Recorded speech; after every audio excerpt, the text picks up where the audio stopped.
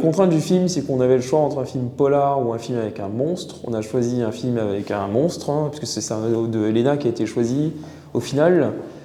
L'autre chose, c'était l'arbalète. Donc ça, c'est l'objet qu'il fallait intégrer dans le film. Et l'autre dernière contrainte, c'était le fusil de Tchekhov. Voilà, intégrer un fusil de Tchekhov dans le film. Donc un fusil de Tchekhov, c'est un élément qu'on voit au début du film, mais qu'on devient important à la fin. Ici, c'était l'arbalète qui était sur la table de chevet qu'on voyait dans les plans où Quentin dormait.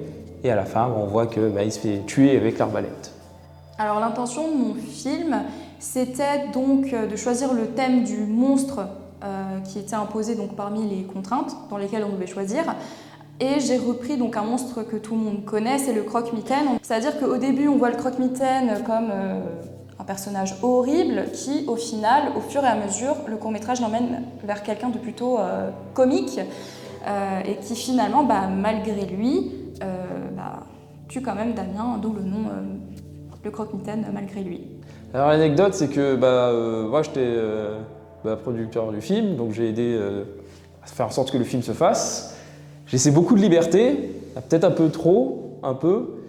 Et ce qui s'est passé, c'est qu'on avait peur qu'il n'y ait pas assez de plans dans le film, donc on en a rajouté beaucoup, ce qui fait que le film original qui a été vu après les 24 heures durait 10 minutes.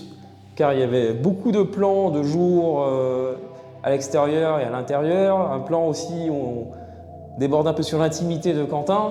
Donc le plan était retiré, hein, dommage pour vous. Et voilà, c'était très très compliqué à tourner au final, mais on s'en est sorti avec la magie du montage. On a décidé de supprimer des plans parce qu'on s'est rendu compte au fur et à mesure du court-métrage en fait, que ça ne rendait pas du tout finalement ce que je souhaitais.